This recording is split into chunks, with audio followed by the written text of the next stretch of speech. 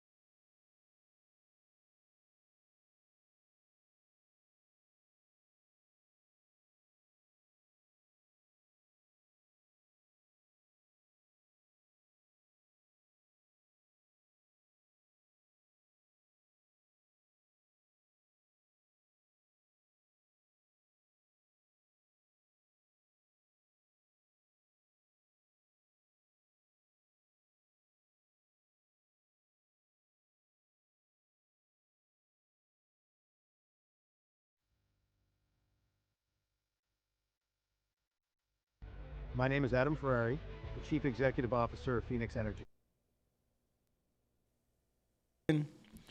With the number one show in the land, nothing but the the truth. truth. Hey, want to say happy Friday to everybody. Hope everybody had a Merry Christmas and enjoying the rest of your holidays, whether you working or whether you off. You know, we're just trying to keep you updated and informed on a lot of things that's going on. And I'm strictly enforced right now to talk about the DA's testimonies that she's been having to do, you know, as far as being questioned by the Senate, and you know, hopefully a lot of you all can tune in because it is public news. You know, you can go watch it yourself.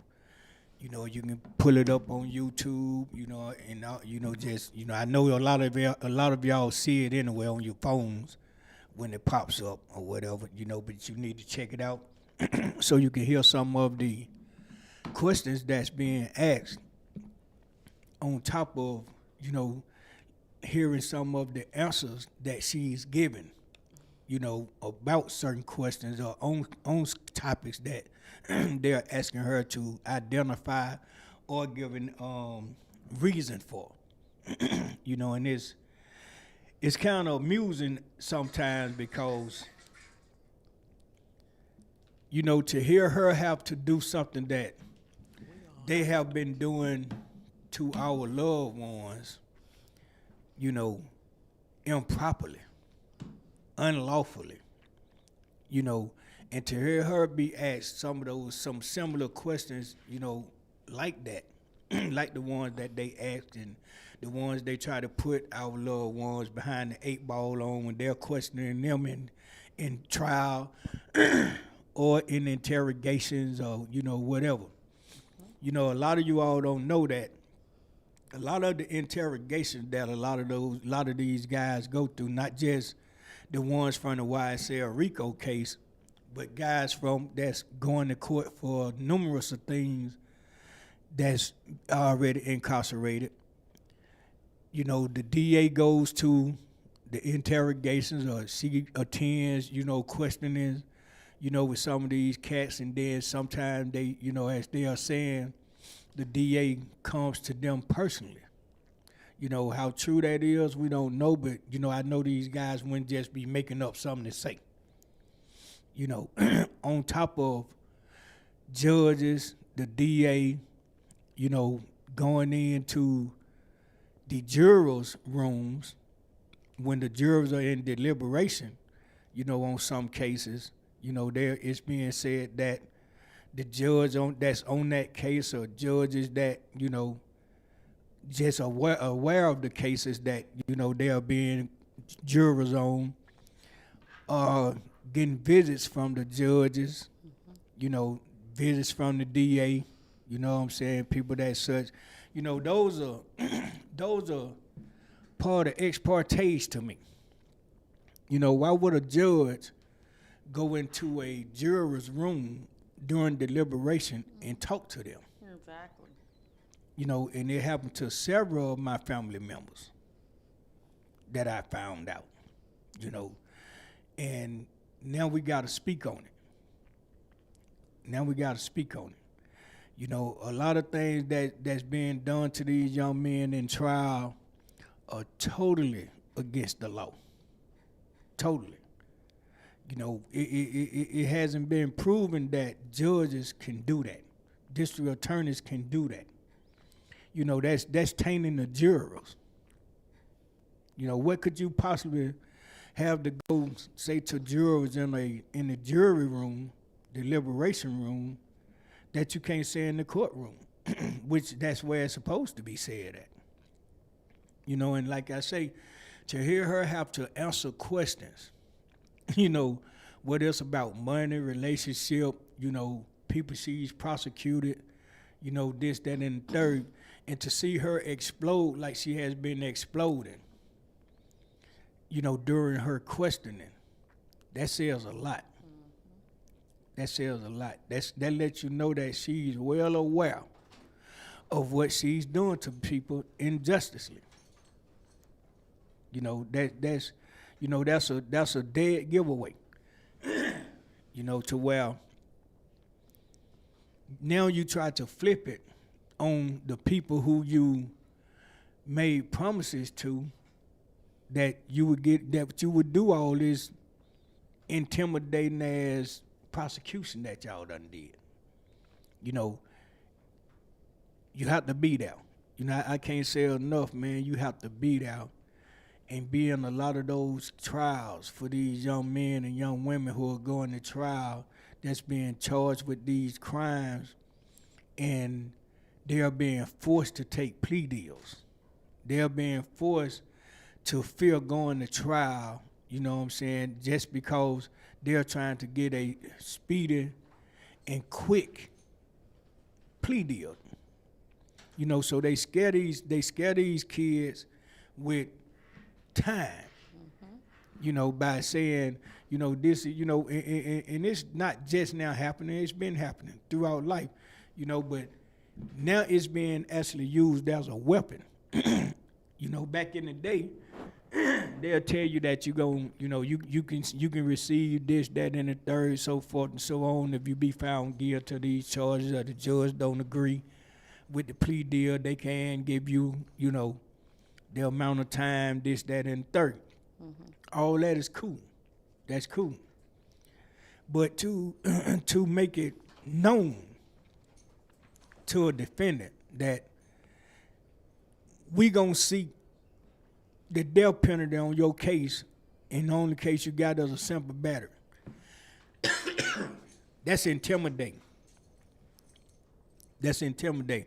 That's you using your power, your judicial power, to scare people. And that's why we got to get more knowledgeable of the laws, because these guys don't be knowing the law. They first of all, they strike us against them because they have to go in with a public defender. Most of the time, yep. Public defender works for the district attorney office. So if they are being forced, and a lot of these DAs, a lot of these district attorneys that is working in these courtrooms, they are really hand-tied. And I'm not going to say hand-tied, they hog-tied. Either they going to do it the way that it's being told to them to do it, or they going to have to seek consequences. And that's why a lot of these people at the DA office has turned into whistleblowers. They are secretly, putting it out there that this is what's actually going on, this, that, and the third. So we got to start paying more attention to these newscasts that's putting it out there to us. But I want y'all to also be mindful that a reporter is going to report just enough. Just enough. So you gotta really scan through what they are saying in the news reports. Just go look at it yourself. Just go. You can pull it up on YouTube, whatever. Look at it yourself. They have lawyers who are talking about these cases, talking about the things that's being done in these cases and what's being said in these cases, and they can enlighten you on a lot of things about the law that we should know, that we need to know. So Let's give them. There's a good one on YouTube by attorney Megan. I think it's Grout, Grout. yeah, she's good. Megan Grout Law out of. She's actually here in Georgia. Yeah.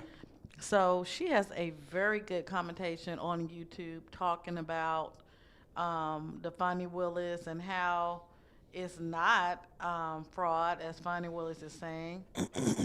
And really, I tried to search the internet because I wanted to find objective views on both sides. I wanted to see who. I didn't find that many on there. I saw some on Instagram, like posts that were favoring Fonnie, but I couldn't find that many videos on YouTube that people were in her favor. Yeah. And then to hear her say things like, you all are trying to prosecute me. You all trying to do this because I'm black. Right. You all trying to do this because this, of me doing this and me. No, they doing it because you have done too much wrong. And now that you're trying to hide it, and it's coming out slowly but surely that, you are, these are lies and things that's being instigated. Now it got to be a black thing, as they say. It was said in our trial one day that,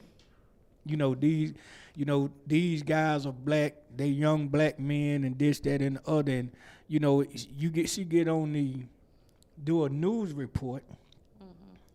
She goes and do a public broadcasting and say, it's this and it's that. And it ain't got nothing to do with them being black. And this. Hey, man, everybody that's being prosecuted is black. Everybody that's being put in a gang set is black. I done went to some white trials. They weren't charged with gang charges. And their family wasn't treated The like family wasn't the black treated like people shit. families are treated when You know what I'm saying? you They know. wasn't being asked to put this in this and do this, turn in your ID, and somebody come look through your ID, and you got people sitting there running their ID identifications and all type of shit that was going on in our trial. Hey man, we got to make it It's make crazy. sense. And the crazy part is that we said it way months in advance before Judge Glanville was removed. We talked about the corruption over and over and over. Thank you. And people didn't really start paying attention until it hit the mainstream. Yeah. So and that's understandable. That's understandable. But I would have loved to see a lot of people come to court, and you don't have to stay all day. I guarantee you could sit in a courtroom, or you can sit in the empty courtroom that we was in, and I can guarantee you, after about 30 minutes or an hour of that torture, you'll leave and will never come back to court. Because it was that obvious. It was being portrayed that good. That everything that they was doing was not right. But it's hard to win when you got everybody in the courtroom with the program. So it's irritating to see people do that to each other, as far as just trying to monopolize people's lives just so you can look decent, because you ain't looking good at all.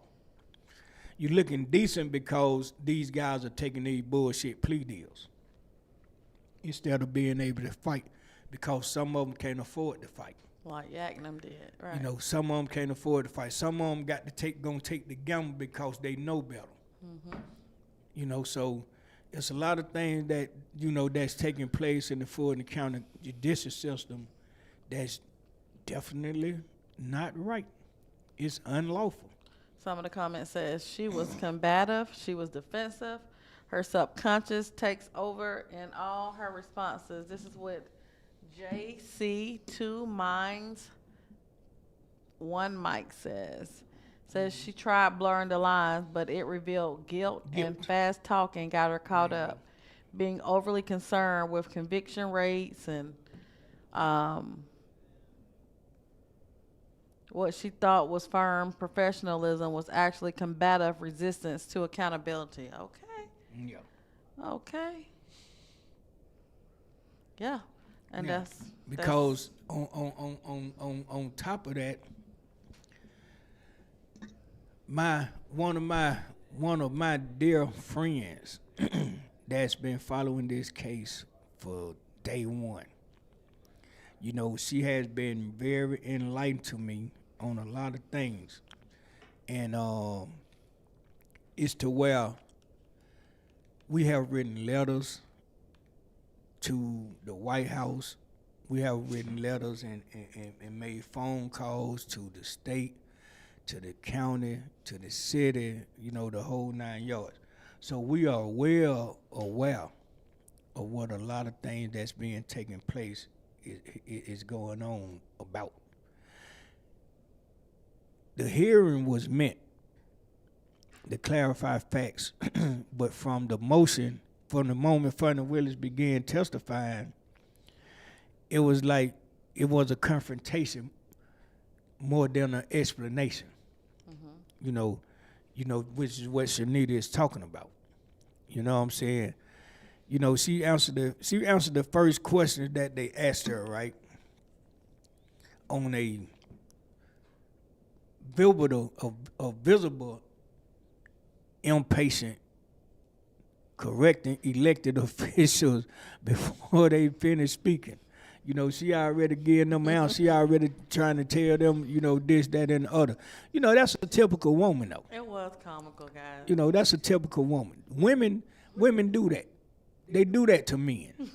So, it's understandable. It was really enjoyable seeing her do that, because she's sitting there really arguing as if she's arguing with her better half. And they are her better half. They are her state representatives. They're her better half. Not relationship wise, but on a business note, on a Her political colleagues, note, yeah. these are her colleagues. You know what I'm saying? Well, I thought it was fascinating that she is saying that everybody is pretty much unethical right now. Judge Barney, Yeah. she's saying that, who else? And she's saying pretty much she's still calling them criminals after the charges have already been dropped. And how can she say that about McBurney when she the one chose him to be the judge for her cases? So now, well, that kind of say something, don't it? McBurney might be done said, no, I'm not going to let you take me down, sister. We cool, but we ain't that cool. And by now, by the tables turning also, we all know now. The tables are definitely turning. When the tables turn, And everybody gonna bail out. And it's starting to look like now it's starting to look like were there any truth to President Donald Trump saying that Georgia had election fraud? People are starting to look now because now they're saying there's 315,000 votes that were unsigned. Unsigned votes. How that get passed? Because I can see two getting by. 315,000? Come on now. Let's be for real. 315,000 votes unsigned. Got by them. So now, that goes to this. Now we might need to have another voting date come up, to make sure that a lot of these people who are in office are in there because they actually won. That's all the way down to the DA. That's what they're saying. So They're saying they're finna investigate everything. Let's go on and get the ball rolling now. You know what I mean? Because a lot of people, got reelected as if they knew they were gonna be reelected. They was already claiming the throne. That's what people are saying. People are definitely saying that all eyes are on Georgia right now because they're saying that the elections that were held in Georgia were pretty much rigged. And now they're saying that it could also include the possible, allegedly, the DA of Fulton County, which is Fonnie Willis versus Courtney Kramer. Yeah. They're saying that could have even possibly been. Yeah. And even though she got in the race late, she got in the race late and it was intentional. That, and I mentioned this to her one day, that it may have been intentional for you for your hat to be thrown in the race late. You know what I'm saying? Because there's no way, man, I can really believe that, and this is my opinion, she was running for district attorney and it didn't come out until damn near 2 months before election. Come on now. Right. Nobody really even heard of Courtney. And I was shocked by where's her advertisement at? Yeah. It's kind of like nobody knew who was running against Fonnie pretty much. Even me, I didn't know because the way I found out about Courtney, and she's a nice person. I met her, dealt with her, campaigned with her, the whole 9 yards. Hey man, the only way I was made aware of who she really was when someone showed me her putting out a text saying that the first thing she would do if she became a district attorney is drop the YSL case. That's how I first heard about Miss Kramer. And then we just happened to be seated beside her. We just happened to be sitting beside her at the, what that was? It was at Revolt. Yeah, at a Revolt event. You know what I mean? So, it's a lot of people, man, played a role in a lot of things that went on. And now we're actually seeing that shit. a lot of these people may have had something to do with this election shit too. Hey, You know what I'm saying? 'Cause at first I was like, no, and now I'm starting to have second thoughts. Like I said, it's possible. It's Anything possible. is possible. It's possible, man. You know, because you gotta understand now, she had that West Side on lock. And to sit here and say that it's not possible, come on. Yeah. You know, you know, and let's not get it twisted. They say a lot of these votes came through on the early election. That's kind of strange, man. That's suspect.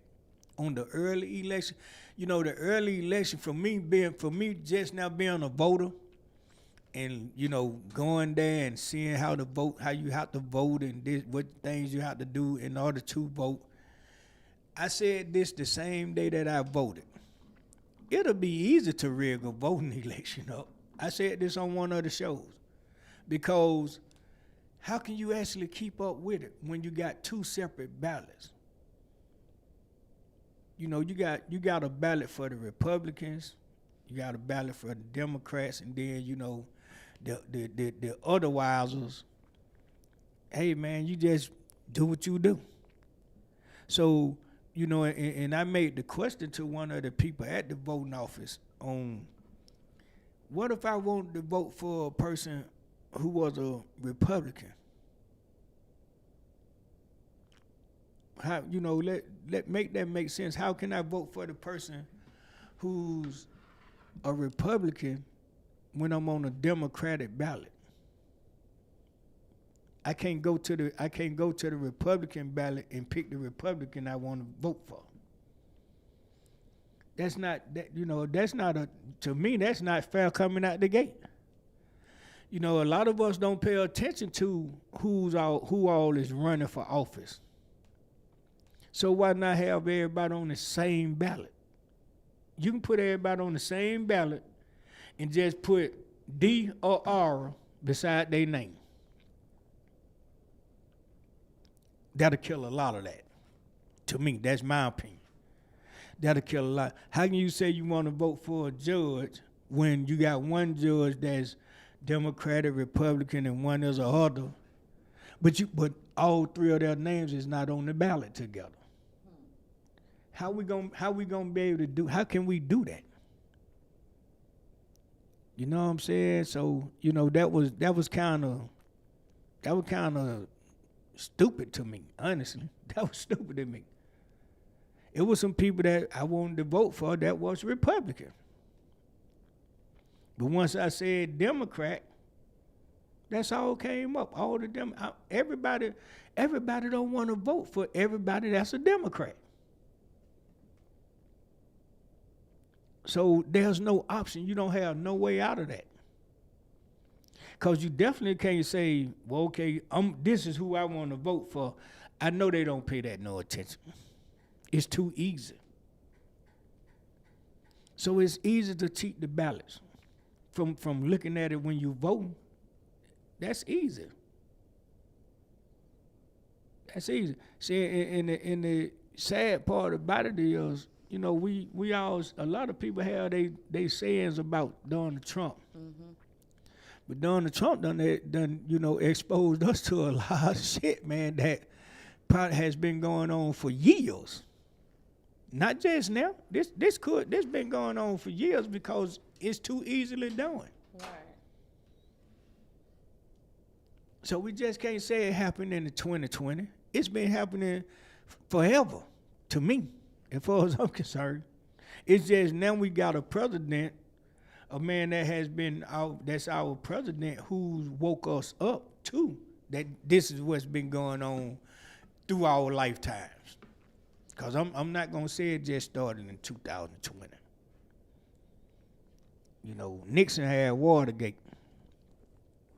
You know, so we have had some presidents that done had the controversies before. And what I don't like is the fact that how they're doing Nicki Minaj. I don't like that. I feel like just because we don't have the same opinions, that doesn't mean, oh, let's cancel her. She's, if that lady want to support Trump or whoever she want, that's her prerogative. That's right. I don't believe that it's bash Nicki Minaj season just because she's choosing to exercise her right of opinion. It's her opinion.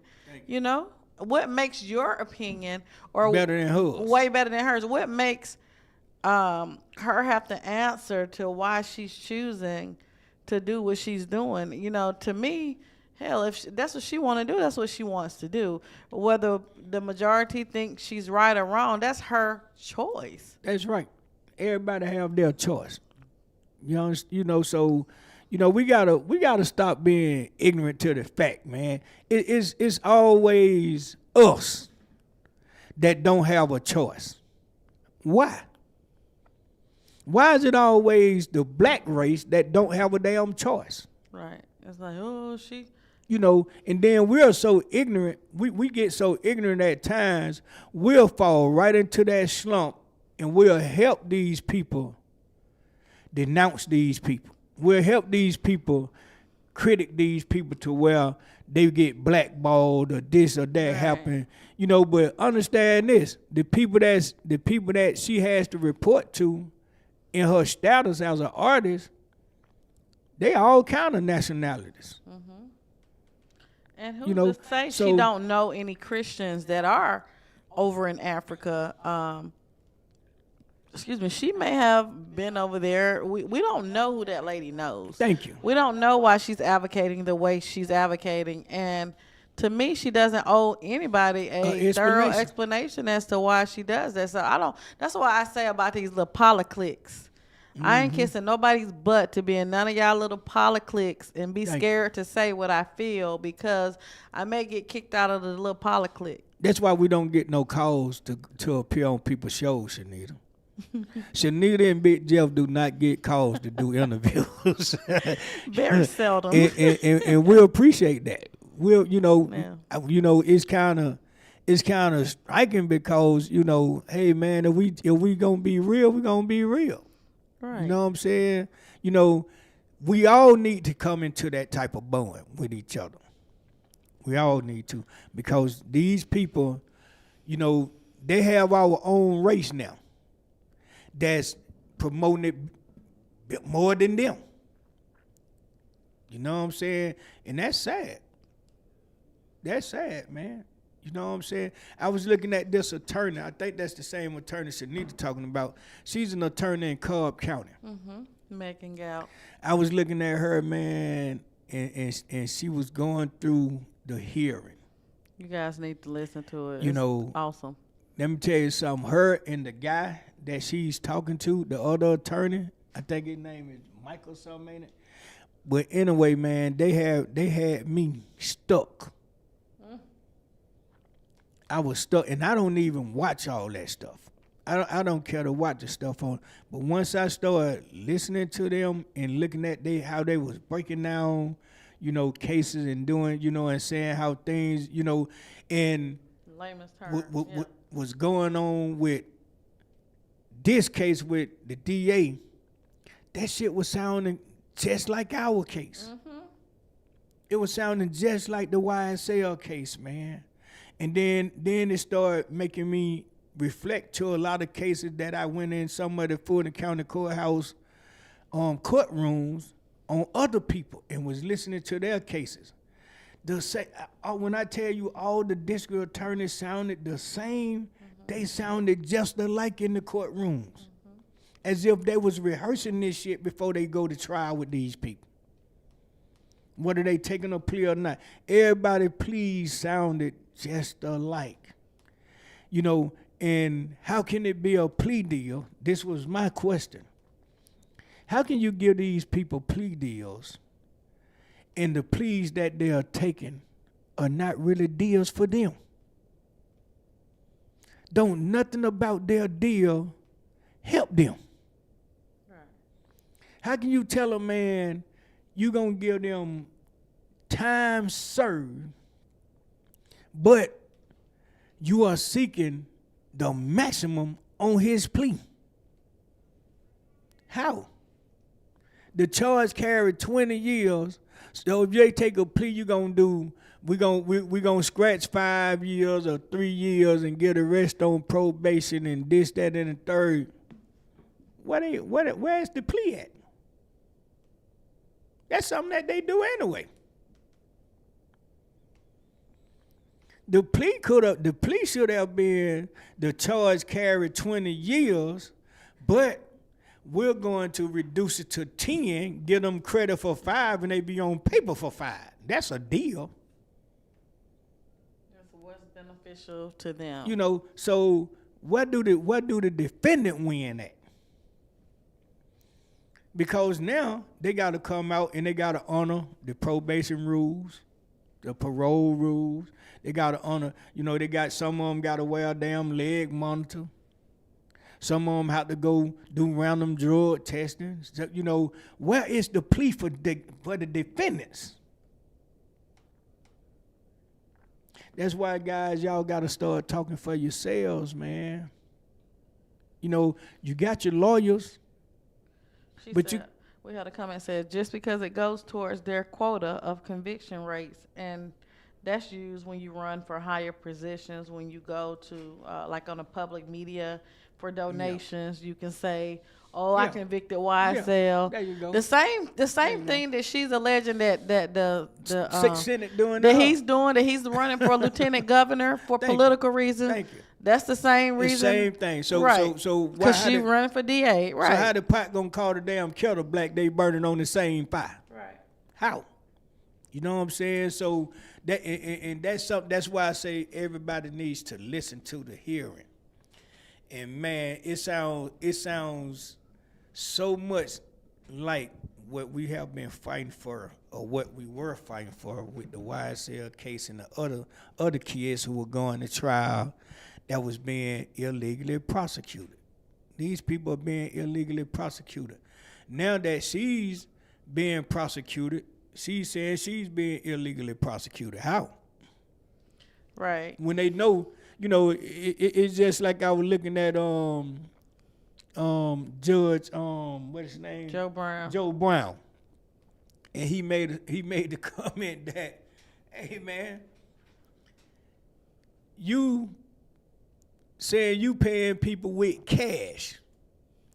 And then I'm looking at a hearing in the Fulton County Courthouse where the judge asked one of the DAs, I hear y'all got a raise. I hear y'all got a bonus. We got that tape. I hear y'all got a bonus. Let's play it. And we this, that. But your boss gives Was there not cash some bonuses? bonuses? Right. And this is the clip right here that we about to play for y'all.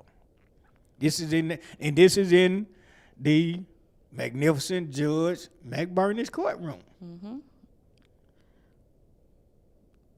So we think he's responding to what Bonnie was saying about he's unethical. He's unethical. He's unethical now because he ain't on her team no more. He ain't pro-funding no more.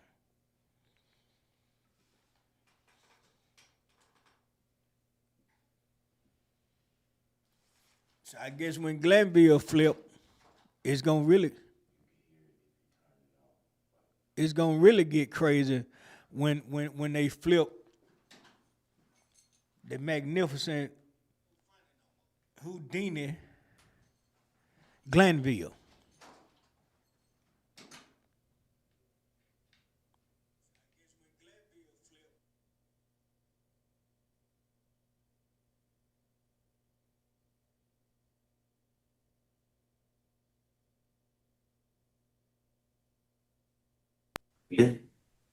Was there not some bonuses? Bonuses. Oh, I wasn't there for that. That's true. I was not. Was there not some big get together and they handed? Was there like a bag of cash because your boss only uses cash? That's of the year. Okay, excellent. Congrats. That sounds like that's maybe that would be probably $15. It's thoughtful. It's thoughtful. That money could have been spent some other way, like paying legal fees for the defendants in that case.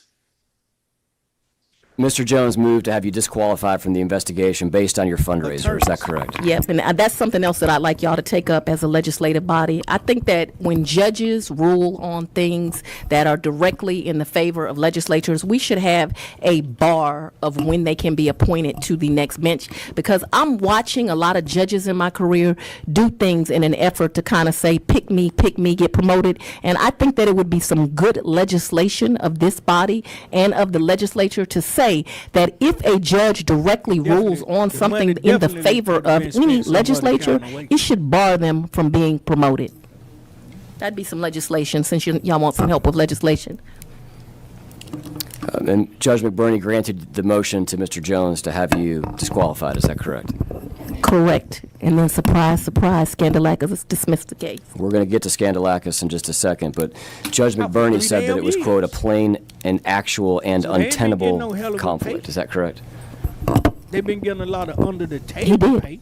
Okay. He described it, I believe, in oral commentary and stated that he regarded the optics were horrific, described it as a what were you thinking moment. The left and then and circuit ultimately- described McBurney as unethical. We're going to talk about, people pontificating. Is that what we're doing here? I'm just laying, we're going I'm through the just fact telling you some pattern history. of this case.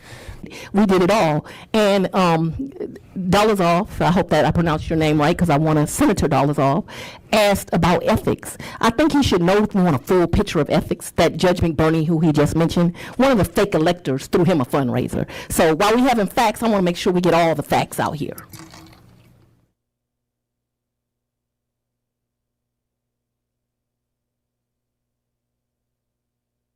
Need to start paying more attention to, other than what they want to show you or what they put out there for you to, pick up on, as far as, just relating to nothing, basically.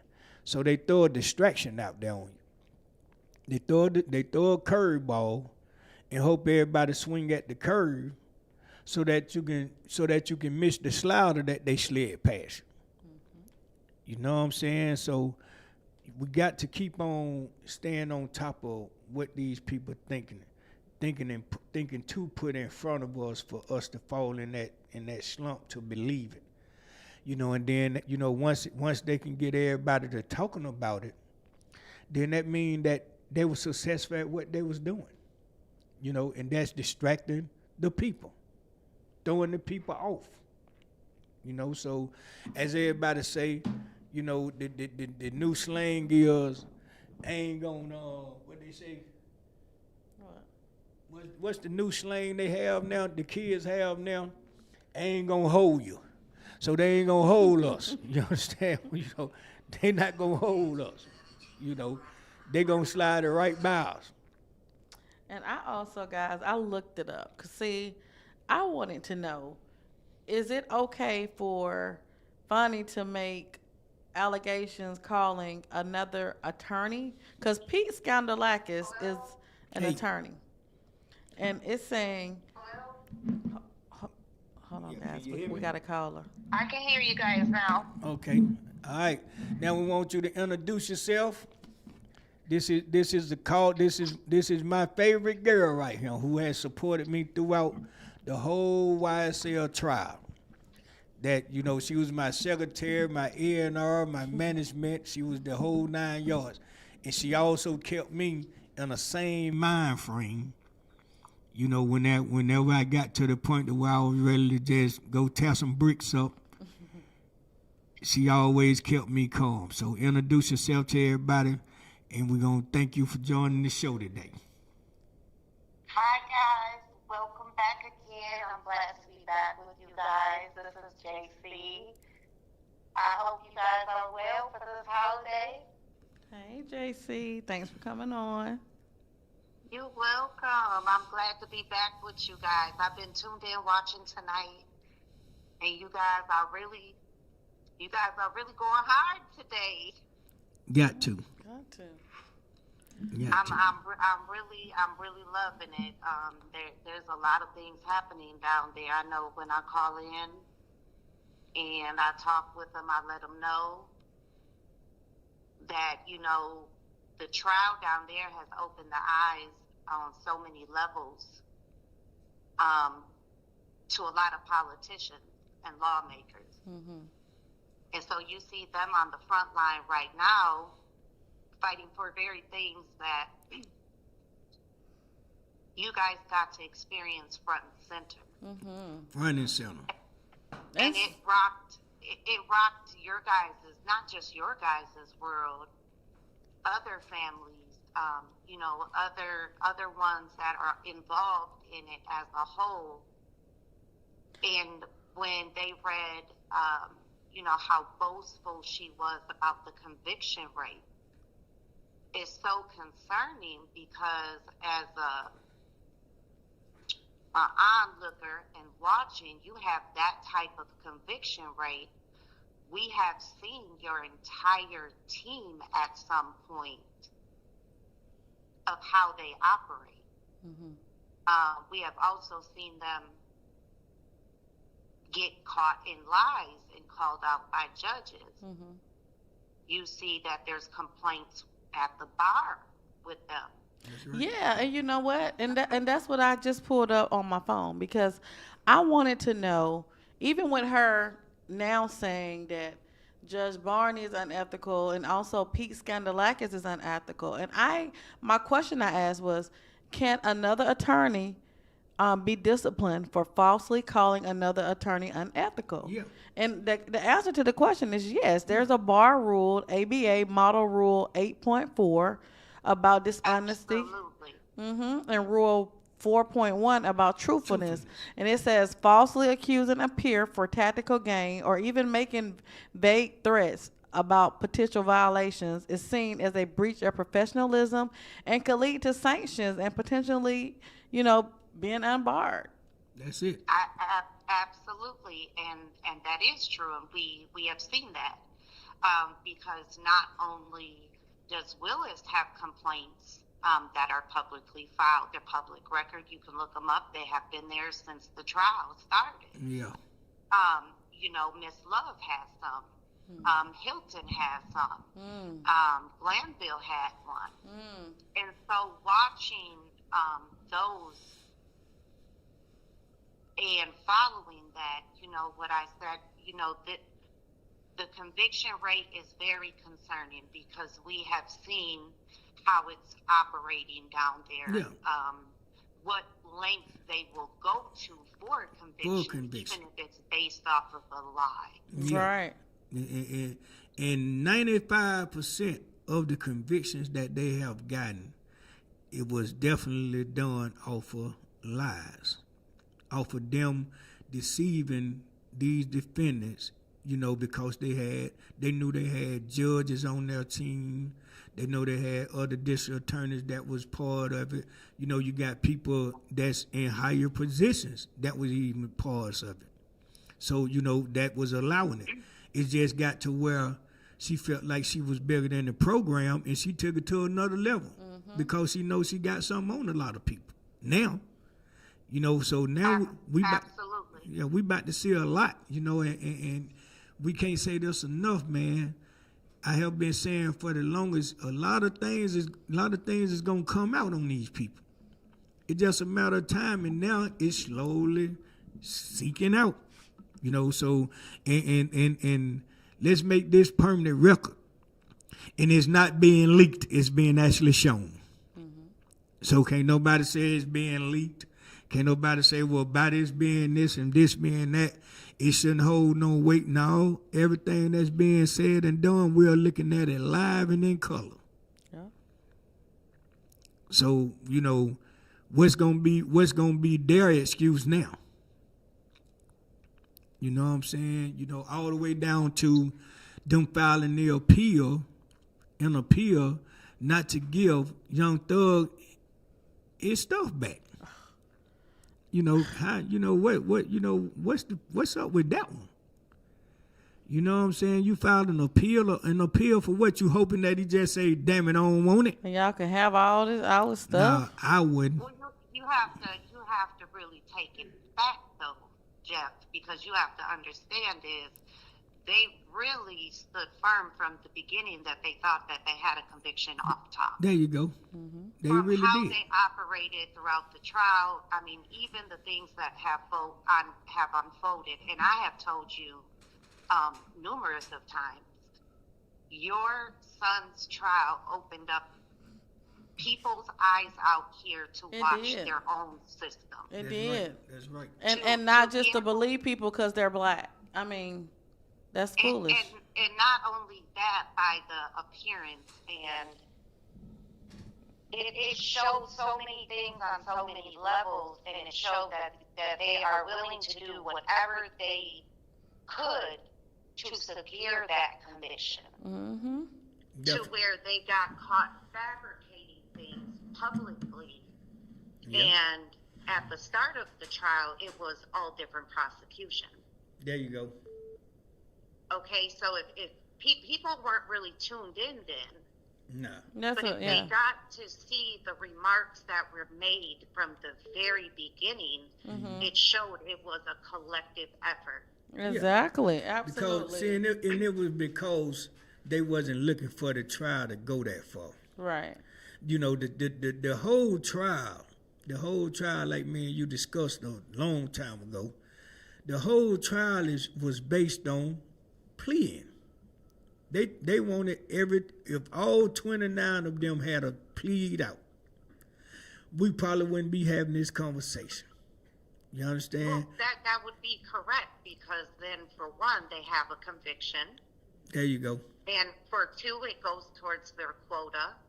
For three, election time was right around the corner.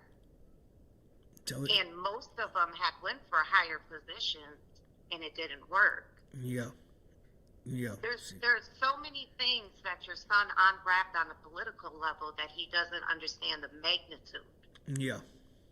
Definitely. of the touch of that, because if we look at them as a whole and the things that have done, people are now in other states taking a stance, and they're showing up and saying, no, I've seen this happen already. That's right. Mm-hmm. That's right. Absolutely.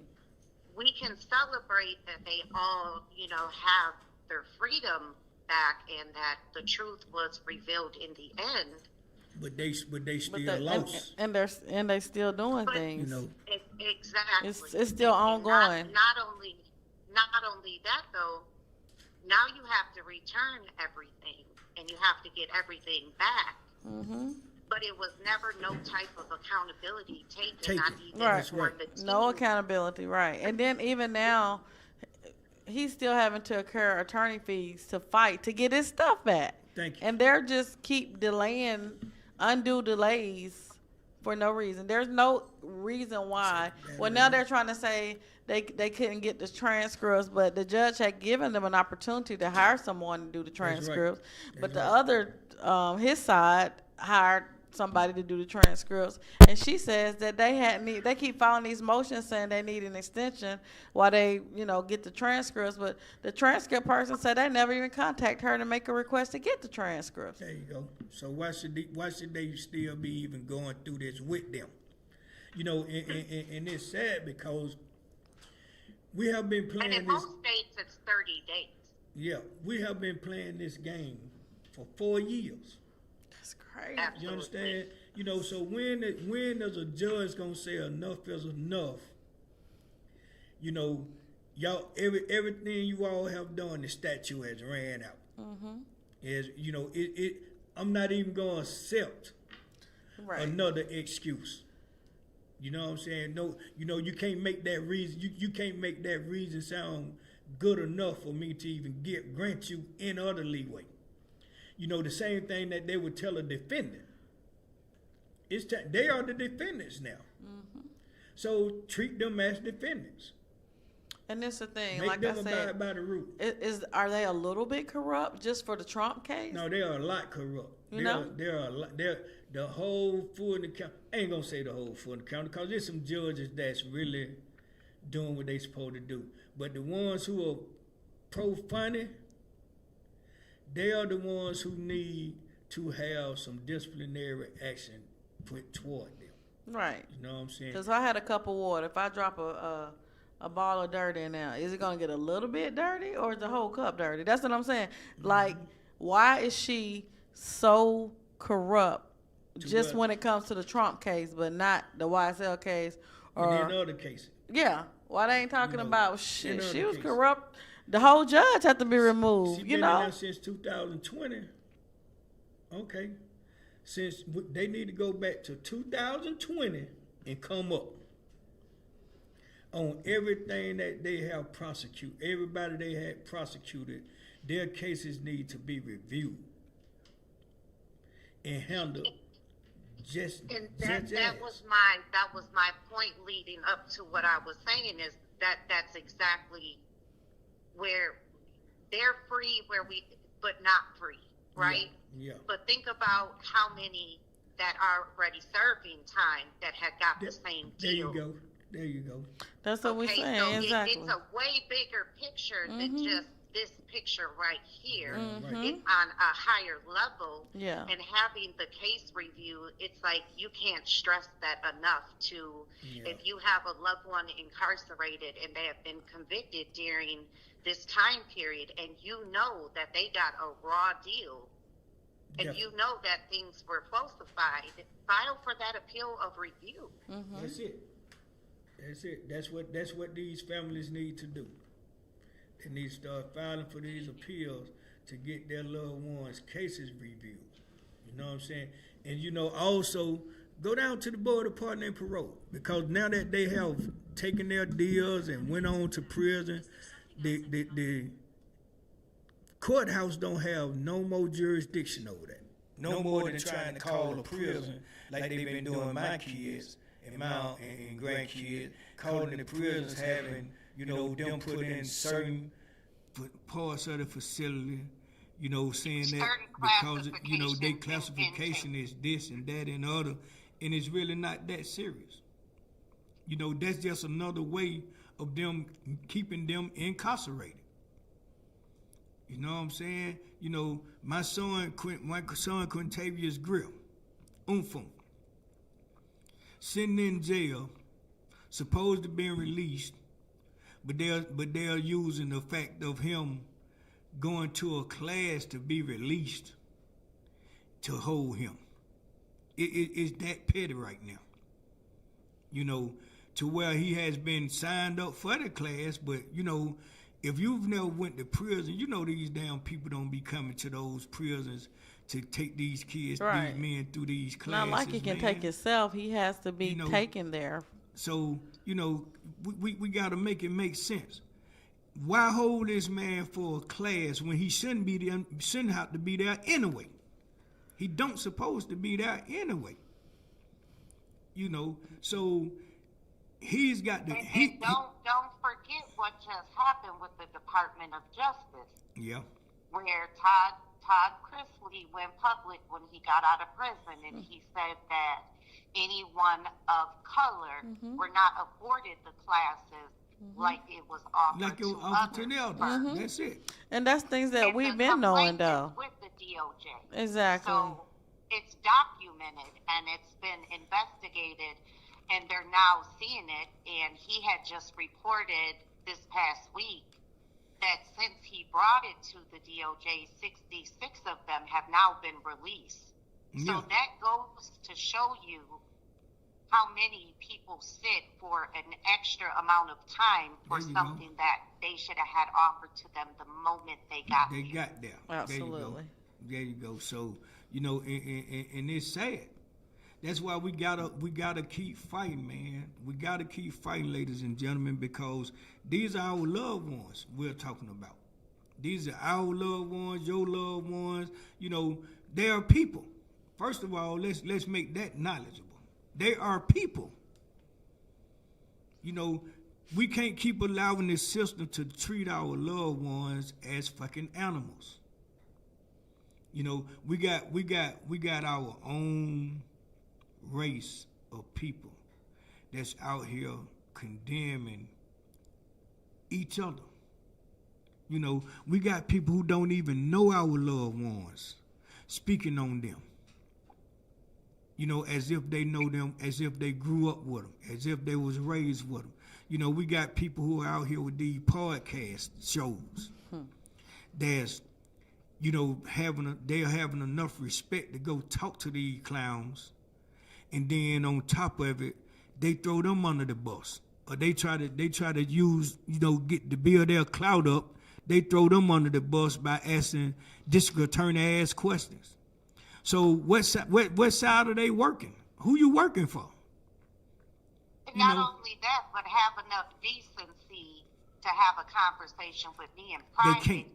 If I deal with you like that. There you go. They can't have that type of conversation because it won't keep the people stirred up. The pot will settle.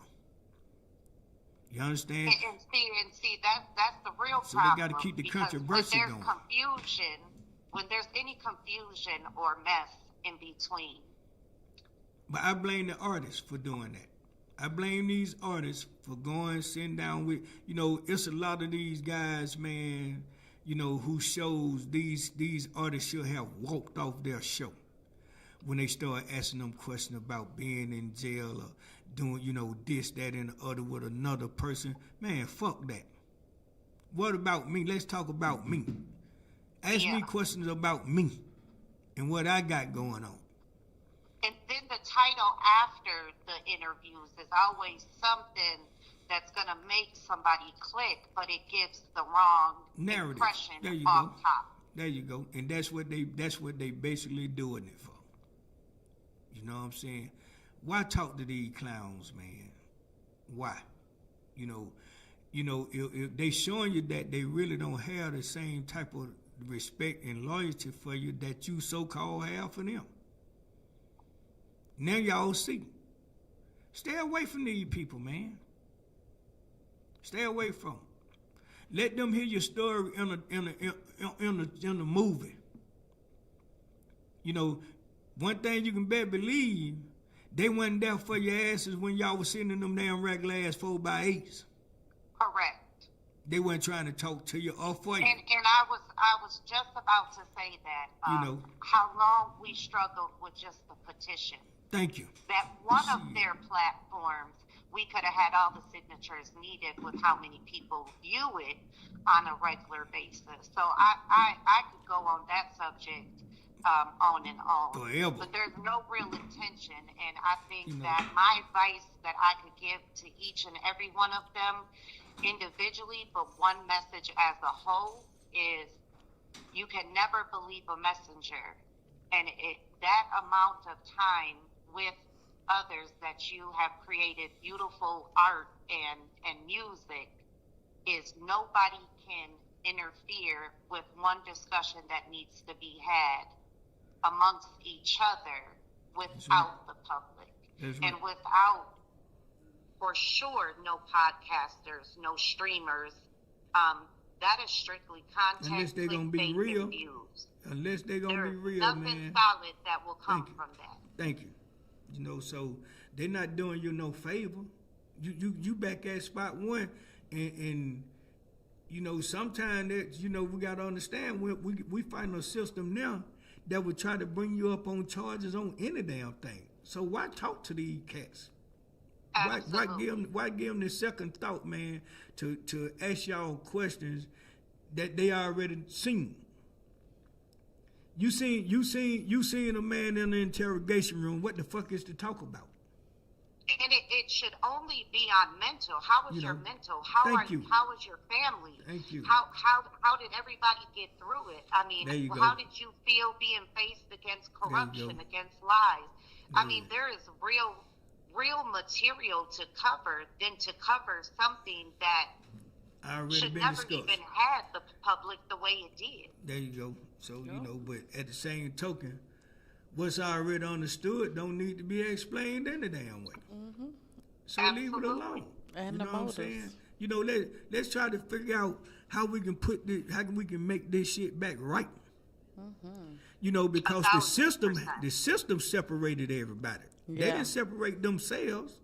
Absolutely. The system separated, and they done made everybody buy into that bullshit. But that's the thing. Not one of them have stopped and thought a corrupt system divided us, man. Thank you.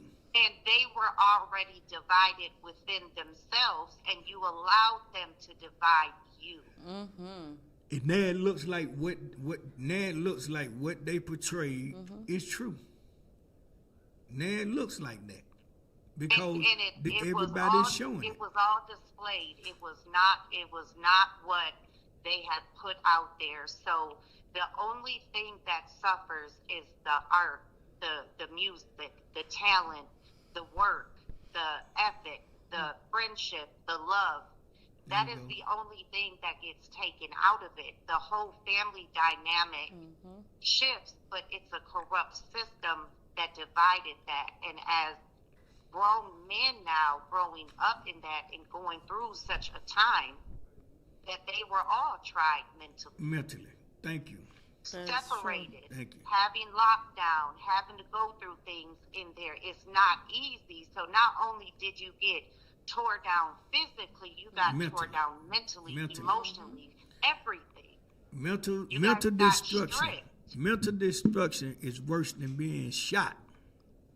Absolutely. When a person can destroy you mentally, hey man, you would rather be shot and killed than to be mentally tortured. These kids were mentally tortured. They were. And then sent to prison. And then held in jail for no apparent reasons. You know, just because somebody was able to make up something and say, okay, we're going to hold him for this. Yeah, got it. We're going to hold him for this. We're going to charge him with this. And then he got to sit in jail almost another damn year. Crazy. Right. You know, for something that happened We're gonna in charge jail. him for a fight because he got into a fight defending himself. You know, when he wasn't he supposed to be sitting there in the first place. what if the guy would have stuck him and killed him? Right. Would you have charged him with something then? Oh yeah, exactly. You know, what if he'd have got see, stabbed that's up? where the mental game was played from the inside out, because some of them couldn't get out at all, and then the other ones were able to. So it was a mental shift, a mental guide to break them all down. But they can't allow a corrupt, divided system to destroy the art. Yeah, but see, if you're a guy that's sitting in jail, you're not getting in the commissary. You know, ain't nobody sending you no money. Ain't no, you just there. You wait for an opportunity for a correction officer or somebody to say, do this, that, and the third to so-and-so. Because these people ain't just waking up in the morning and say, okay, I'm finna go do something to so-and-so now. It is not happening like that. It's not happening that easy. But see, what the world got to see it unfold. It was individual friends at different parts of eras that have did individual things that has already done their time. That is the story that unfolded in front of everyone. Yeah. And there was lies and manipulation to try to tie everything through, and anything in between was made up. And when it was called out, it was called out. It was a long, drawn-out fight with a big campaign right around the corner. There you go. Mm-hmm. And that big campaign was just blinging bright, and it was waiting, and you have two of the biggest things going on in your county. And there's a lot of other stuff that's going on in your county. And now it's more money being poured in. Now you have your council just handing it over. That's it. And so now everything is in front of the Senate. Ain't nothing smelling, passing the smell test, but it didn't pass in the trial either. No, it didn't. So what laws are you going to change based off of what you as lawmakers and politicians have seen? Every single one of these young men go through. You have also seen that you have district attorneys that have got caught lying on court record. Yep. Not once, not twice, more than that. For two or 3 years. Their complaint is open at the bar. Why haven't those been reprimanded? Definitely. Where are you where are you in the investigation of that? Because it's not an investigation. They let let me tell you something. They let this guy that was seducing witnesses, who actually raped the witness. And this is Rashard Hamilton. He was one of the DA's most prominent investigators that was picking witnesses up to bring them to court, giving them rides home from court, just so that they can make sure that they come and testify. And at the same token, he's trying to sleep with witnesses, to the fact of where he actually raped a witness that he so-called supposed to been picking up and dropping off for being a witness. And he was released from duty at Fulton County, but he was never brought up on any charges. Let's make that so that means they're covering charges. They're covering crimes that's being committed and reported. The young lady sat on the we heard it on the witness stand. This is not new. This is not new. I think we had district attorneys on this case during the trial meeting trying to get witnesses to come testify at their workplace. There you go. They going to people's jobs, harassing them, trying to put the scare tactic on people. And on some of them it worked because they didn't know no better. They didn't know the law. But we're talking about a person who's a law supporter that's sworn in to do his duty, that's going around raping people, that's going around trying to manipulate people to deal with him in a sexual manner, and he's sitting in a courtroom as a prosecutor,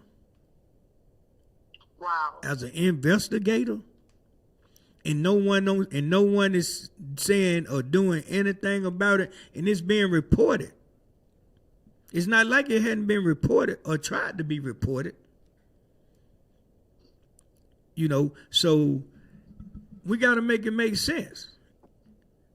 You have to make it make sense. How many times have we heard that it didn't pass the look, or what they have seen for the records, the look of it keeps showing impropriety. That's on everything. There you go. And the young lady sat on the witness stand and said, this man came and locked me up because I wouldn't talk to him or go out with him or this, that, and the other with him. So he was mad because of that, and that's why he came and got me. Really? But at the same token, she also said, this is the man who told me I don't have to answer nothing for nobody down at Fulton County. Correct. And when nothing take place behind that, he wasn't disciplined no kind of way, but they fired him, they say. But he's working security on another job in a department store. He was seen by one of his victims, and they said that young lady broke down in the store. He ran to the back of the store, they say, thinking that they didn't see him, but they saw him. They saw him. He's working security out of Walmart right now, Cascade Road. Let's be for real, man. And think of the fear that is instilled as a woman. You're being harassed. You know that it's a person of power. You know that it's a person that can just come take your freedom based off of, because you're not giving him what he wants. Thank you. And so you have to think of that pressure. It's it goes so way deeper that they have not even put the light on. It's so much stuff that has just been because they was able to throw a distraction out there and hope everybody forget about it. No, we don't forget about it right here. Right. we gonna make sure it stays in the air, because this is why we do this, so that we can keep everybody informed on the things that y'all don't pay attention to, or y'all didn't see, or didn't hear, or you heard it and was made to believe in something else, so you forgot about it. Right. So they was able to sweep it under the rug. No, we're not doing that. We can't do that. We can't sweep it And under what the I rug. can say is, like, if people want to get involved, find your local place. Just look it up, prison advocates. There's a lot of different places that a lot of people are surprised that they're near that they never heard about. Yeah. And that's one thing that I'm very strong with advocating for a lot of prisoners, because you guys will really be surprised. And we have been affected by it. I know, Jeff, we have fought for your other sons and your, son that was Gregory King. My son, Fadarian Greer. You know what I'm saying? They was wrongly convicted to the ultimate, to where they wasn't even allowed to have, things in trial that could help them. And the judge denied it. So yeah, it's a lot, man. Along with being prosecuted by two prosecutors of the DA department that knew our family. They knew our family. So that's a conflict. Why were they still on that case? Yeah. So there's a lot of things that I have taken, before the boards. A lot of it, because these are wrongful convictions. So I understand, by looking at the Funny Willis hearing, and seeing everything that she's doing in her hearings, and the reason that a lot of people higher up, I think, and this is my opinion, is not taking full responsibility to either take her out of office or go to the next phase, is because they know that if people start filing charges for their loved ones to be released for being improperly prosecuted, man, they will have to let a lot of people out of jail. They will have to overturn a lot of sentences. I think it's going to happen if Trump and that's what needs to happen. If Trump them is successful in That's what disbarring needs to her or finding that she did have any type of corruption, I don't see how any of the convictions during her time in office would be sustained. That's because she got people in higher places that's behind it. And that's what they're trying to avoid. They are trying to avoid that happening. Right. Correct, because there's not supposed to be any type of communication. That's it. So, There's not supposed to be any of that. And so when you find out that it's on record, it's a big problem. It's a problem. But when you go before elected officials and every question from the very first question, you were visibly impatient, speaking over them, being sharp, being dismissive. Mm-hmm. I mean, it was more, the process was less as an oversight and more as an intrusion is how she viewed it. Yeah. And if there was no type of authority to question her, and that is not how that position works. Right. Exactly. And her posture, showed it from the very beginning. And when they pressed her for the specifics, it was always defensively. She always spoke over them. She challenged their framing. She just kept emphasizing authority, and she kept blurring through her hostility. Never no accountability and never no answer. And that body language gave it away. Correct. Do you think there's a possibility of election fraud with her being elected? Yeah, definitely. If it's from 2020 to now, hell yeah, I know we do. Yeah. yeah. What's her name?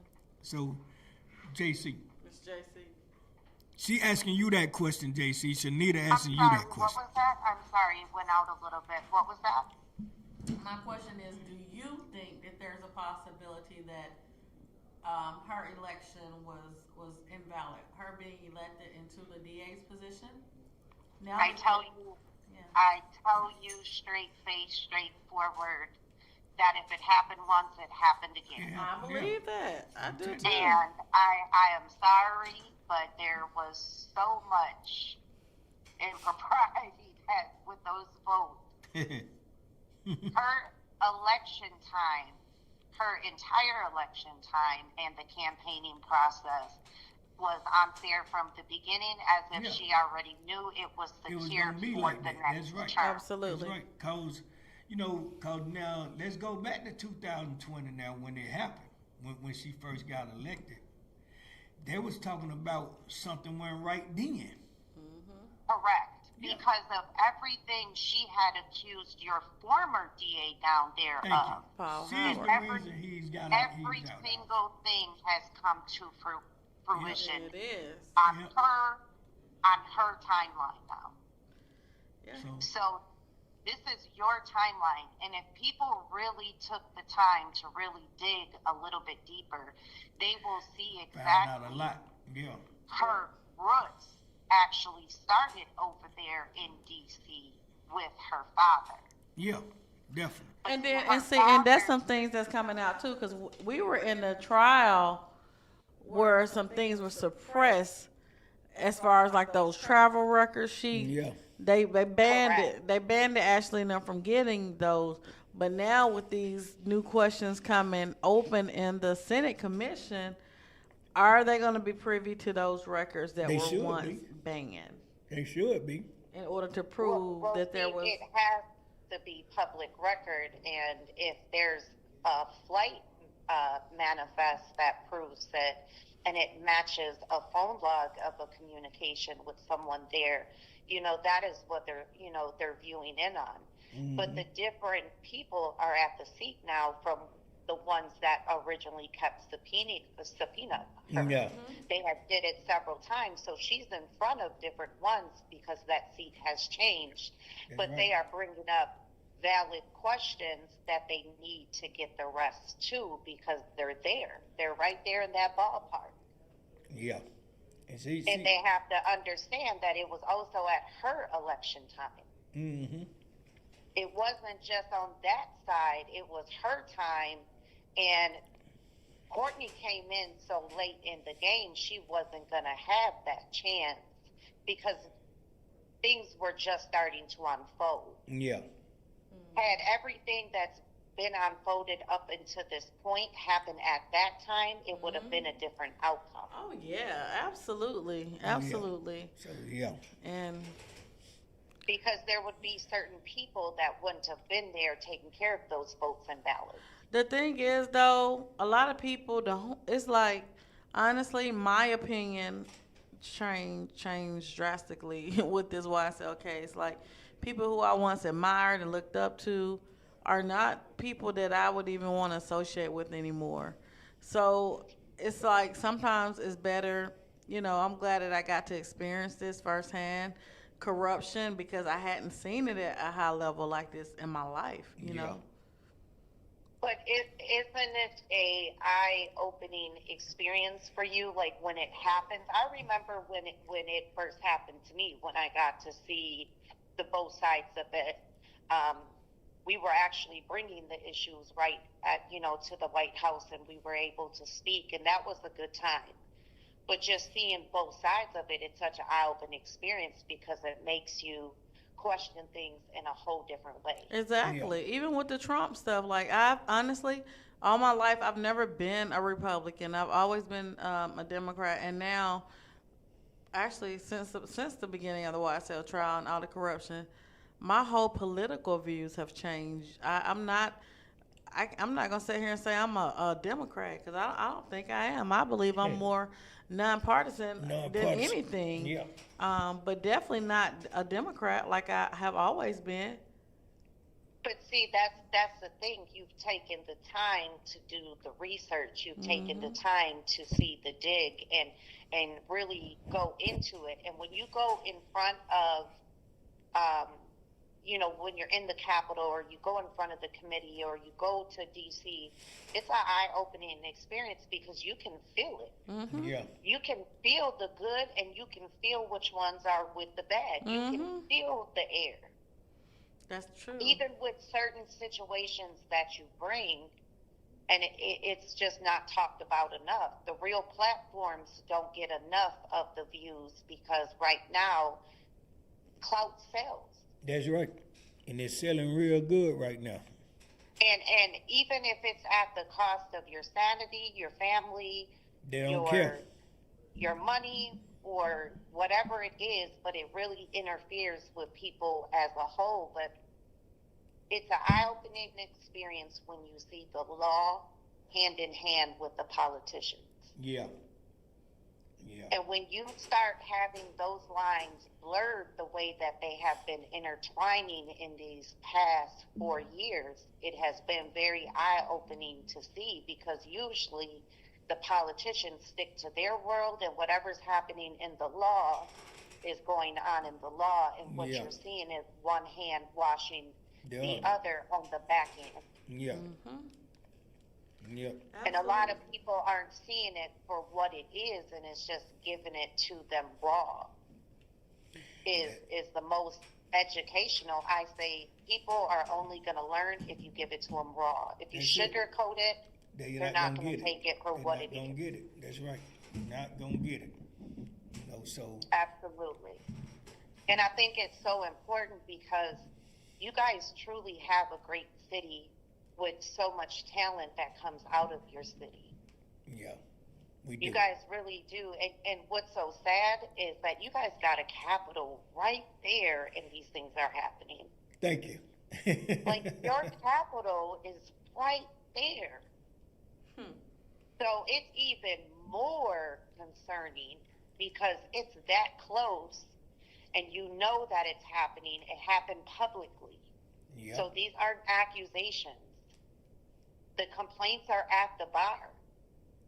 The bar numbers, we have all those complaint numbers. We see them. We But why can't we get the results? That's what I don't like. Because if I file a bar complaint, they don't tell you the results. I don't like that. Well, you can always know the results. There's a way. I'll get with you, Shanita. Okay. Yeah. Okay. I'll get with you. I'll get with you after, and I'll show you how easy it is to know what one's what. That's right. But the thing is putting those in and following through and following up and going to your senators, going to your lawmakers. And that's what I say all the time. Yeah, the attorneys do their work in the courtroom for you. So if your deal ends up, you have to go up that road and serve any time. Your attorney is done with you at that point unless there's an appeal that's going to be put in, and then basically it's that. Yeah. But your treatment within that facility is going to rely on us prison advocates. Mm-hmm. Right. To be able to get you fair treatment or a different counselor or anything that you need. So it's even giving these young men the resources, because look how most of them that we know personally, how they have been treated. Yeah. Terribly wrong. And how many laws have been broken within those treatments, and just the Mandela laws alone, all of them applied to all of the defendants sitting there. It was sad. Yeah. And you got your capital just a couple blocks away that are watching this publicly happen. Yeah. And that's crazy. But I call for Trump too, because Trump, you were a victim of this. That's right. Mm-hmm. And that's so why if I you don't understand why he hasn't said anything about. Because he got a plan for it. I think so too. Tell you, man, he got a plan for it. You know, it's a lot of things that he's probably not saying or speaking on or trying to make happen because that's the back part. That's the back part of the plan. That's the part that's gonna seal the deal.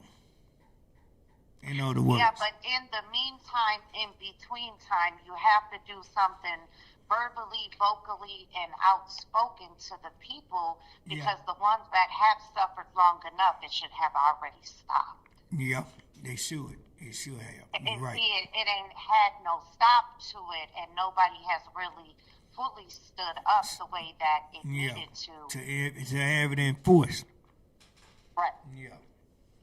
Yeah. So it's real interesting to see which way it's going to play out, but it's just so important to make sure that people are aware and why it is so important to vote, why it's so important to look into who they are, who they're affiliated with, what they truly represent. A lot of people don't understand the ballots. Mm-hmm. I can tell you I was one of those ignorant ones years and years ago when I went to fill out my first ballot. I didn't know I was checking. I was totally ignorant to it. Cause I'm looking at it to make it make sense. You know what I'm saying? Correct. And I'm like, I don't want to vote for this person and this person. So how do I go to where I need to vote for the other people at? You can't do that. You voting Democratic, so that's all I'm gonna be able to pull up. Really? You wanted to see both pictures, the whole picture. Yeah. Everybody's name should be on one ballot. So you can see the Democrats and the Republicans. Thank you. Who going against who? All you gotta do is put a D and an R like they do on TV when they showing you the results. What's hard about that? Exactly. Why you can't do that on one ballot and be done with it? And see, that's the thing. What I say you forcing somebody to vote one way. Basically, it's easy to manipulate it because of how it's done. You know, you can't vote. You are forced to vote for certain people. When you faced with that type of shit, because the other people's name is not on the ballot. So you know a 98-year-old veteran told me, when it's election time, you look for the person that has the most campaigning. Yeah. The person that you see their name the most, he said, always has the most money in the campaign, and you really need to look into the agenda. Okay. So that's that's from a 98-year-old veteran told me that. Really? And I thought about it, and I said, looking back into my county, kind of makes sense now.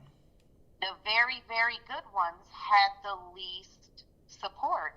They had the least donations. They didn't have any higher backing, but they were morally and ethically right. Mm-hmm. But they didn't make it, and you didn't see their names like that. So when you get down and you go to that voting center and you go cast your ballot, you're going to go off the names that you remembered seeing. Yep. That's how I did it. And I was totally ignorant years and years ago. Oh, yeah. I vowed at that moment I'd never do that again. Yeah. Because I didn't know who I counted towards. We do be ignorant to that law, man, and a whole lot of more things. So that's why we got to start talking about it on a regular, to give people the insight that, hey, man, the law is not always for you. You know, especially when the deck's stacked. When the deck's stacked, you're going to get the wrong card every deal. You know, so we got to be more involved. You can't control what you're dealt, but you can control what you do with your hand. That's it. You're right. And a lot of people don't understand that when it comes down to that. I had to learn it myself. I had to learn what it was all about. Like Shanita just said, it was an eye-opening moment for her when she got to see the side of corruption. It hits you like that when you see that politically what you thought is not what it is. It sure ain't. You know what I'm saying? And how you fight it is not the way that people think. Definitely. And the sad part is that everybody has put them in that seat. The people has put them there. Right. And that's all they needed, was to be put in the seat. That's all they needed, you know, because it was like, They you know, don't.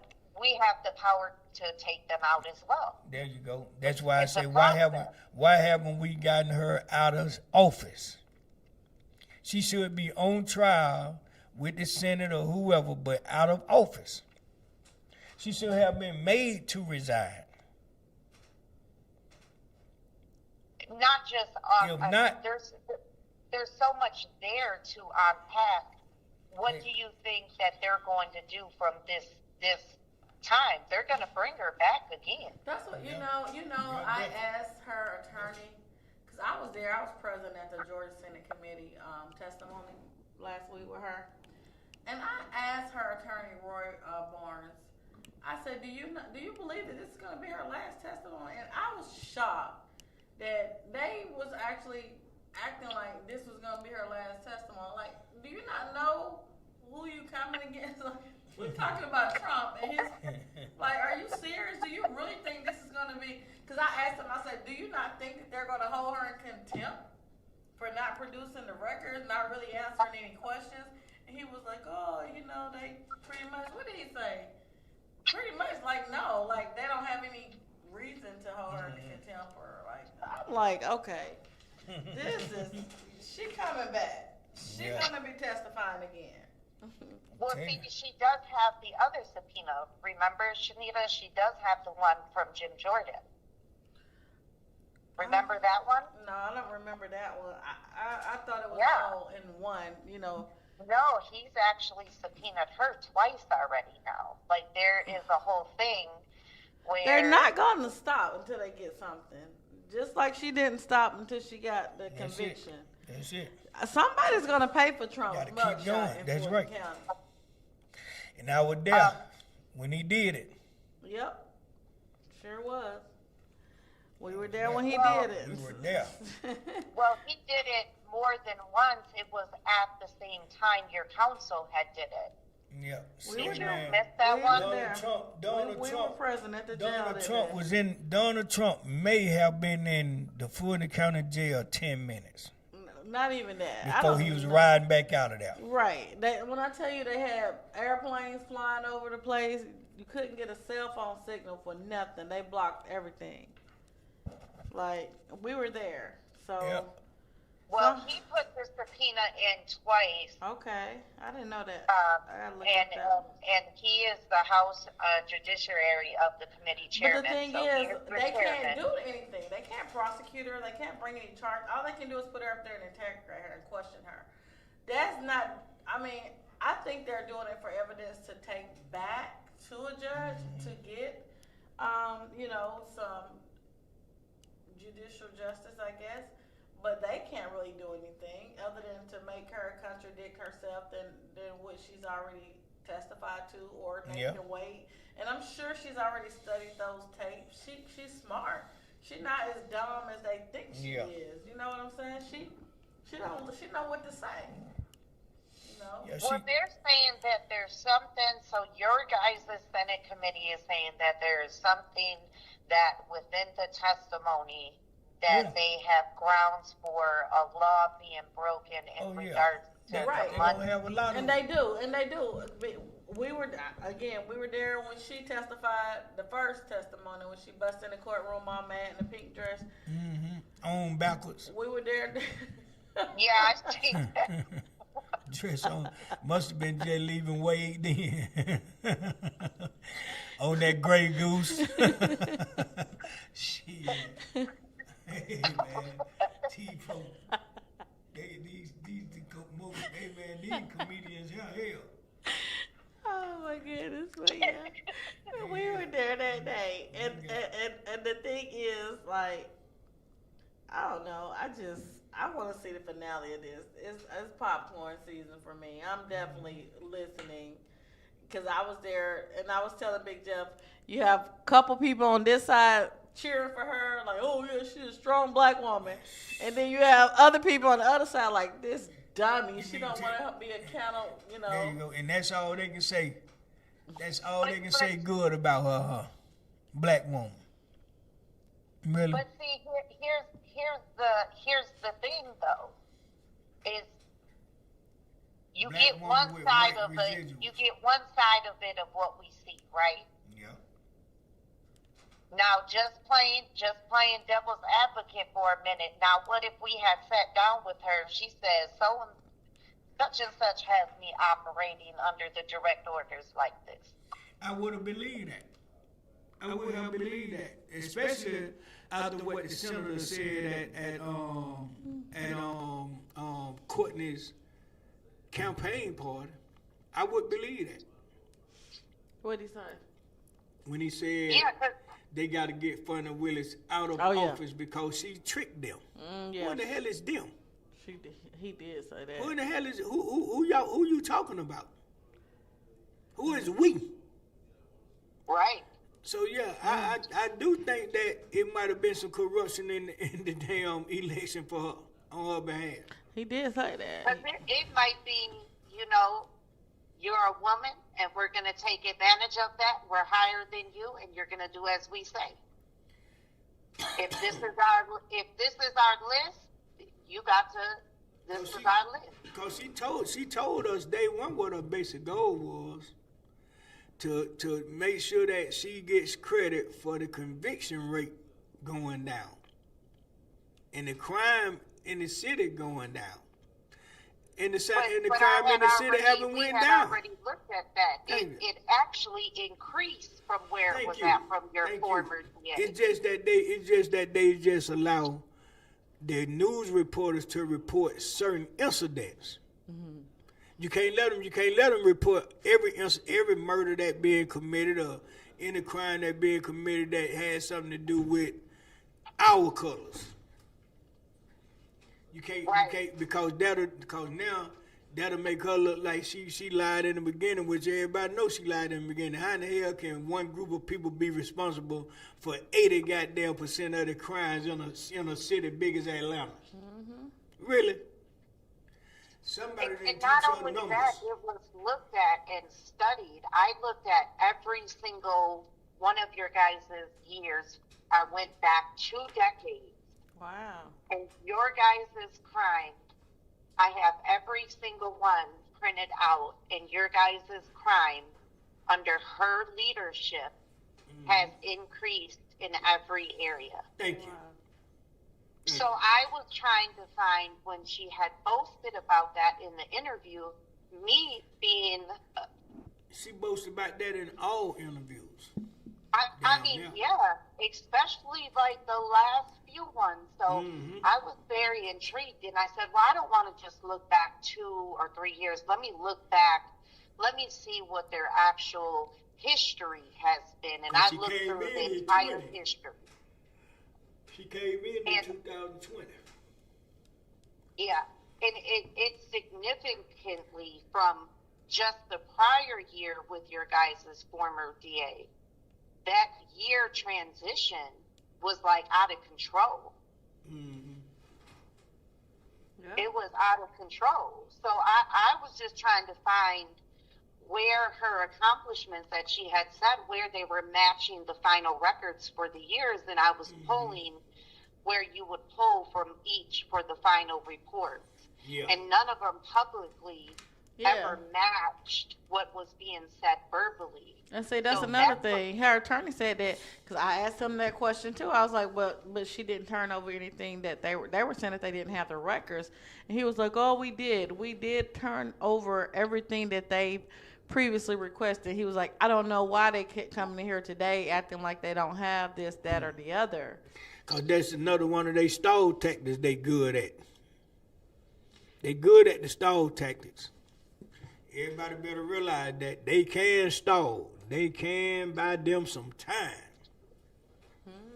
You know, so, man, And you only get as much justice as you can afford. that's right. That's true. That's right. that's so very true. Right. So, you know, It is the God honest. Unfortunately, yeah. There has been so many people that their justice was so fast that they got a nasty deal, and it happened so fast because they didn't have the representation or the funds. Absolutely. yeah. So I say for the ones that do have the money to fight and the funds to fight, and they are able to put that behind them, your voice is the voice that matters. Because the person that already got the deal, raw end of the deal, their voice is gone. Right. So while they're out and they're free, I always, say to Big Jeff, I wish everyone could just understand where they're at and why they're there, because of a division that had happened on a political level. That's it. And you have to understand it was meant and designed to do that. Do just that. And that's what Big Jeff actually, he has been saying that. He has. That's why he makes it his business to interact with the guys, even though they all may not be on speaking terms.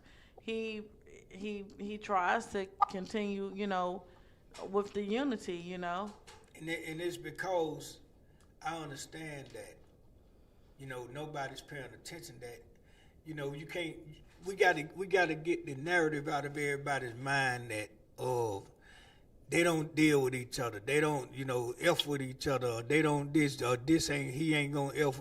Hey man, listen. First of all, understand these guys are out of jail on plea deals. They can't deal with each other any damn way. Exactly. That's a violation for them. So who's to say that they don't? And even They that, can't. even to put in a plea deal that they can't even interact with each other, knowing that they're all a part of a music group, a music label. That's a part of the divisive tools that were used to keep them Separated. Yeah. But not only that though. I mean, they have to understand that's put there for a reason. But you can always there's contracts that you gentlemen have way before the court system. Yeah. So business and friendship is separate, but I have to finish my business aspect of it, and that's something that was argued and it went through, and I believe that's something that can always come up. You can't allow corruption and division. You fight it in the best way that you can, but you have to bring that forward. You have to bring That's that right. forward. That's right. There's several of them that Gotta don't speak have on it. anything. Yeah, in stipulation. Gotta bring it to the forefront, man. Yeah, and you don't have to be secluded. Like, you're not alone. It's That's right. several. Somebody just waiting on somebody to pull this plug, man. That's Exactly. all. Once Exactly. It's gonna be And like pull it anything else, in a a domino way- effect. And make sure that it's pulled in a way that you are protecting their art. That's it. And you're protecting their mind, their creative space, and allow them to be able to be great, because they have already been torn down enough. Been broke all the way down, reduced to the You can't lowest time. allow they can't allow a broken system that came in to them broken and divided and corrupt. Allow them to keep them in that space. There you go. That's right. Because it's all mind over matter. When they really sit down and look at the full picture and the full view of it, they would understand it wholeheartedly to say, you know what, I was just a part of the process of what they're doing. And that's all But I you have can say. the power, the name, the monetary value to be able to speak out to say this is wrong. There you go. And that we got to start standing on. Letting these people know when they wrong. They let us know when we wrong. See it. Absolutely. They let us know. They even let us know when they think we wrong. See it. Yep. But even they wanted it public. You got it public. And even when her office did the things that they did during the trial that was against ethics, against morality, against everything that you've taken that oath and that bar for, and you went against that, your office at minimum owed a public apology for the way your office displayed themselves on a professional level. There hasn't been a public apology. There hasn't even been a public apology since period. Glanville was recused. Yeah. I mean, had to fight for that. And his is just way beyond me. I mean, it was so prominent, it was so direct, it was so forefront that it wasn't even begin. And because he knew you had the upper hand. But Regardless. not only that, you're in a scary place.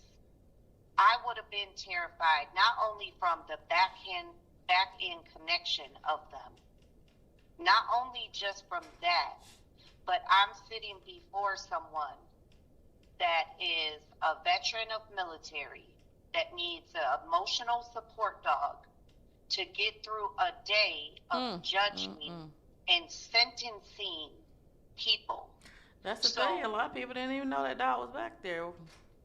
Correct. It wasn't highly publicized about the dog now. No, I'm the one Correct, publicized. but I seen it day one.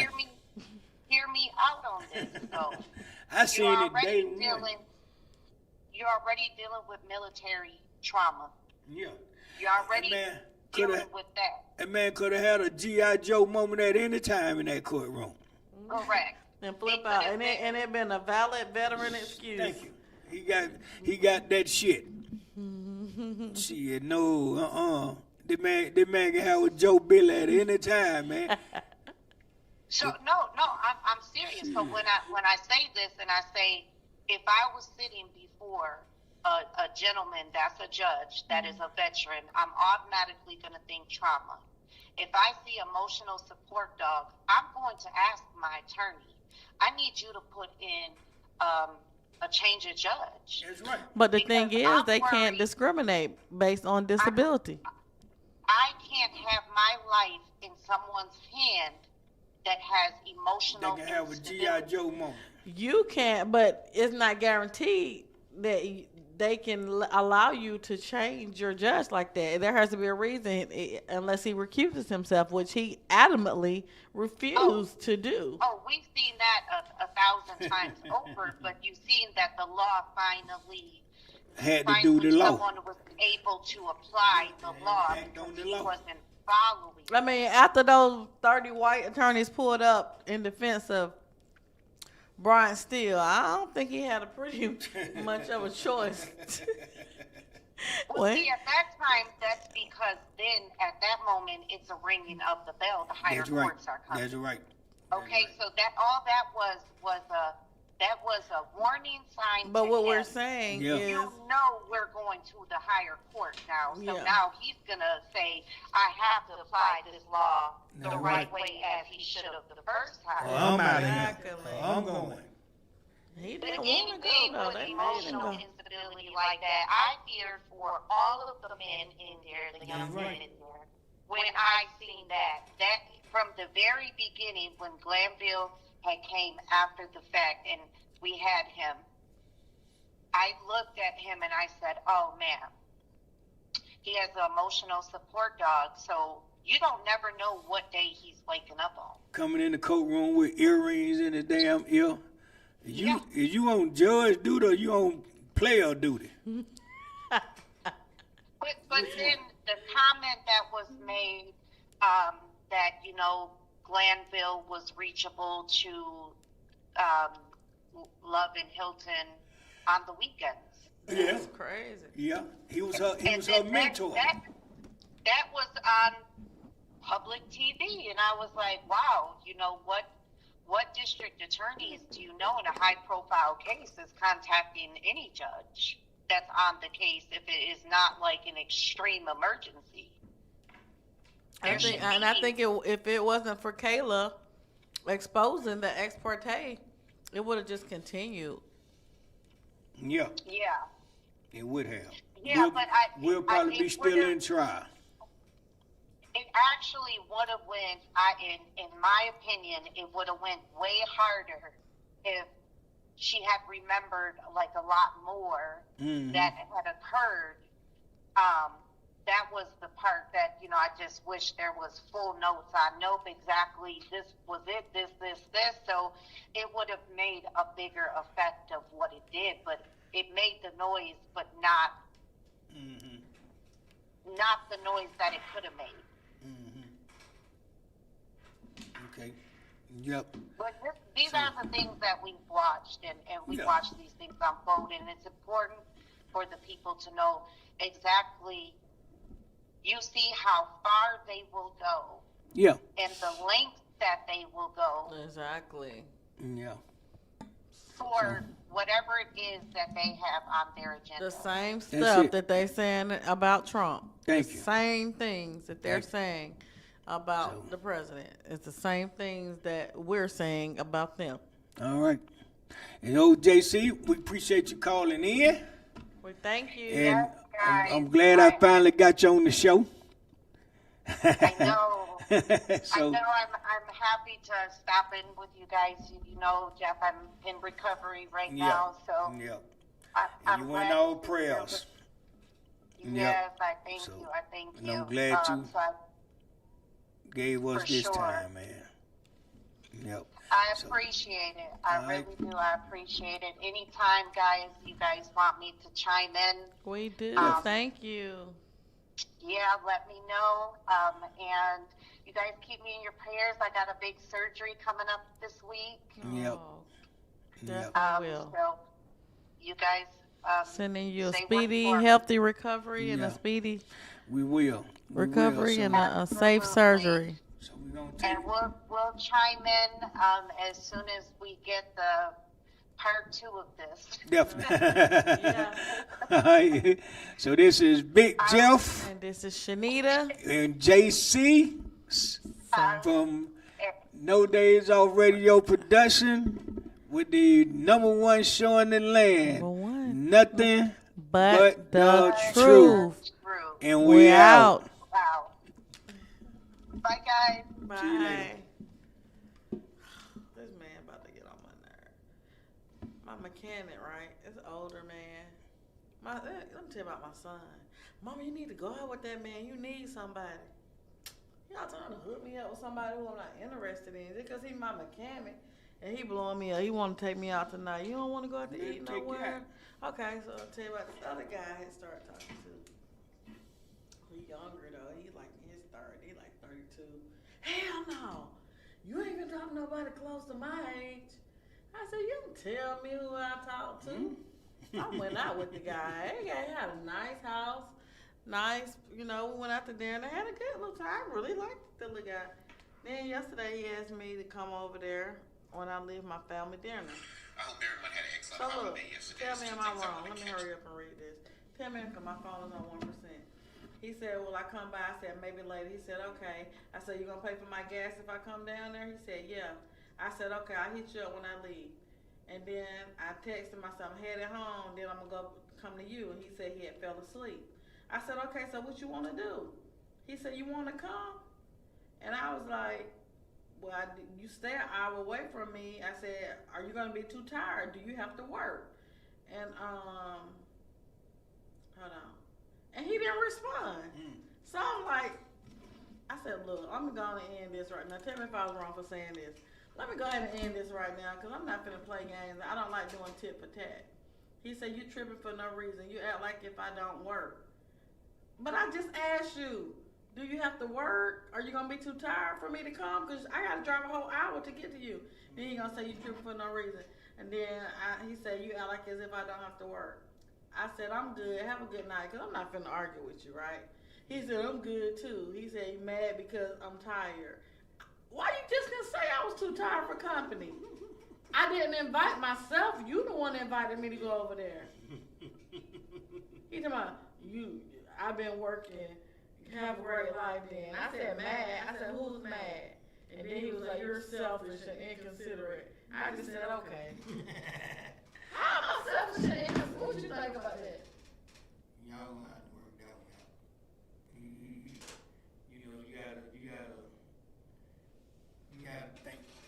See where the workout hours is. You know, that's where the workout is and when you can pencil in there.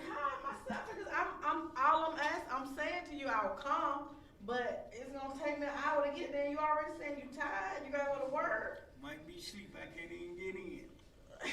Right, and that's you live a whole hour from me. Whole hour. Driveway down now all the way on Terra Boulevard. Bless you coming with goddamn shit. Bless you coming drive for an hour. Right. You ain't yet. We had to be halfway. Oh, that's it. That's an ain't driving on him. The only reason I do it because he got a nice place and I ain't finna go meet up. And my son trying to tell me, yeah, I can have my